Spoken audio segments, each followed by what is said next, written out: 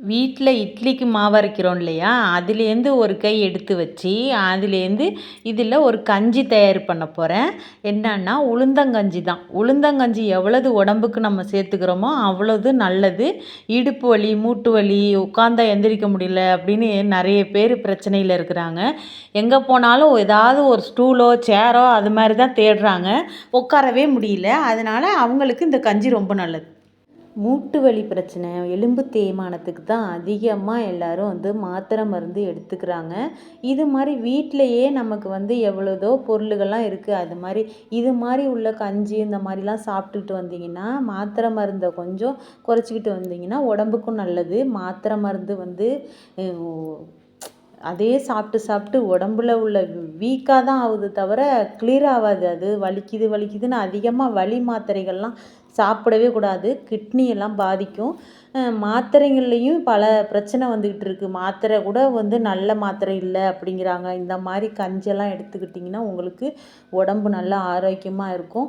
ஒரு எங்கே போனாலும் பார்த்தாலும் இப்போல்லாம் நிறைய பேர் பார்த்துருக்கேன், உட்கார கூட முடியல. ஒரு ஃபங்க்ஷன் ஆகட்டும் எதாக இருந்தாலும் சரி, உட்கார முடியல. உட்காந்தா எந்திரிக்க முடியல. எனக்கு ரொம்ப வலிக்குது இடுப்பே.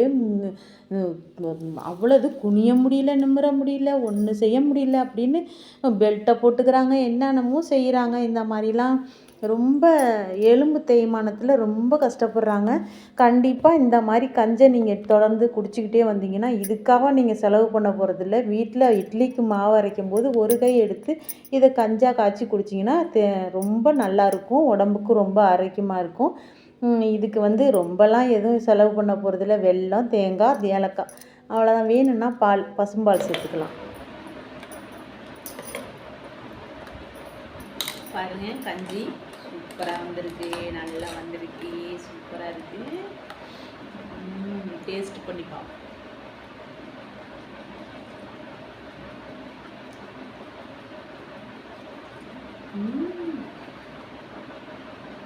நல்லா இருக்கு. டேஸ்டியாக இருக்குது. நல்லா இருக்குது. இது மாதிரி நீங்களும் டீ குடிக்கிறத தடுத்துட்டு, காஃபி டீ அந்த மாதிரி குடிக்கிறத தடுத்துட்டு இதில் கொஞ்சம் பாலும் கலந்துக்கலாம். பால் கலக்க மறந்துட்டேன். நல்லா டேஸ்ட்டாக இருக்குது. சூப்பராக இருக்குது. எலும்பு தேய்மானம் உள்ளவங்களுக்கு கண்டிப்பாக இந்த டிஷ் இந்த கஞ்சி ரொம்ப நல்லது.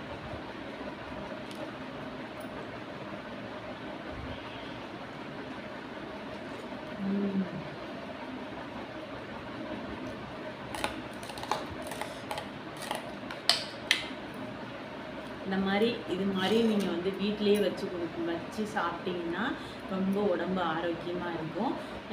மருந்து மாத்திரையெல்லாம் குறைச்சிக்குங்க. இது மாதிரி எடுத்துக்கோங்க. நான் இந்த மாதிரி ஒரு வீட்டிலேயே உள்ள வைத்தியம்லாம் எடுத்து சாப்பிட்டிங்கன்னா உடம்புக்கு நல்ல மூட்டு வலியே இருக்காதுங்க. சூப்பராக இருப்பீங்க. நல்லா நடப்பீங்க. நல்லா தெம்பாக இருப்பீங்க. உடம்புல வெயிட்டு கொடுக்க தான் அந்த மூட்டு வலி பிரச்சனைலாம் அதிகமாக வரும். உடம்பு வெயிட்டு குறைச்சி கொஞ்சம் நார்மலாக ஒல்லியாகவே இருக்கும். இன்னொன்று சொல்ல விரும்புகிறேன் என்னென்னா, சிசேரியன் பண்ணவங்களுக்கு எல்லாம் உடம்பு ஏன் விழுவுதுன்னா, ஆப்ரேஷன் பண்ணிவிட்டு சாப்பிட்றது இவ்வளோண்டா தான் சாப்பிட முடியும். ஏன்னா வயிற்று இந்த லாஸ்ட்லேருந்து இந்த லாஸ்ட் வரைக்கும் கிழிச்சி தான் குழந்தைய எடுக்கிறாங்க. அது ஃபஸ்ட்டு சாப்பிடும்போது இவ்வளோ, அப்புறம் பசிங்கி போனதெல்லாம் அது கொஞ்சம் கொஞ்சமாக சாப்பிடுங்க அப்படின்னு சொல்லுவாங்க. ஏன்னா கிழிச்சிருக்கிறதுனால வெயிட்டு கொடுக்கக்கூடாது அப்படின்ட்டு. அது என்ன பண்ணுவாங்க, பசிக்கும் போதெல்லாம் ரொம்ப சாப்பிட்டு வெயிட்டு விழுந்தோன்னே வயிறு என்ன பண்ணுது, அந்த தையலுக்கும் கீழே அந்த வயிறு இப்படி தொங்கிடுது. வெயிட்டு அதிகமாக சாப்பிட அங்கே லேசான ஒட்டி இருக்கிறாங்க, அறுத்துட்டாங்க. அதில் நம்ம அதிகமாக நம்ம லோடை ஏற்ற என்ன பண்ணோம், பலூன் என்ன பண்ணோம், ரொம்ப அப்படியே சாஞ்சிடும். அவ்வளோதான்.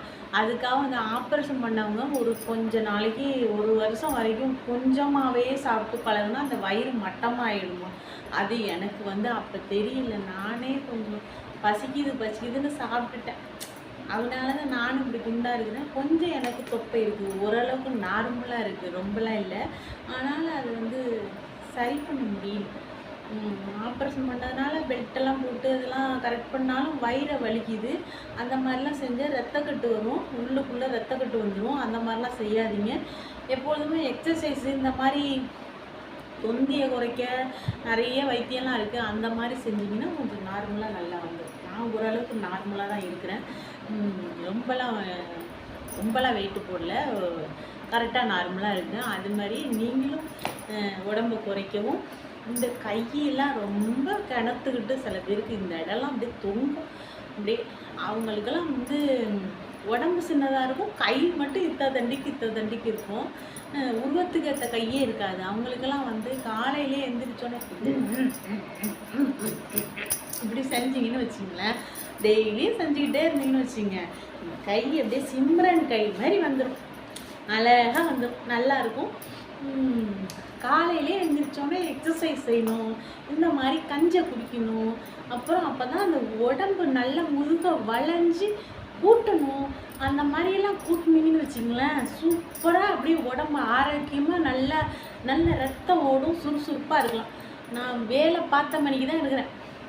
அப்படி பார்த்துமே எனக்கு வந்துட்டு டயர்டு ஆகுதான். அப்படியே படுத்தோன்னா அடித்து போட்ட மாதிரி தூங்குவேன். நான் காலையில் 5 மணிக்கு எழுந்திரிக்கிறேன்னா அதுலேருந்து ஒரே வேலை தான், வீட்டு வேலை தான், ஓடிக்கிட்டே இருப்பேன்.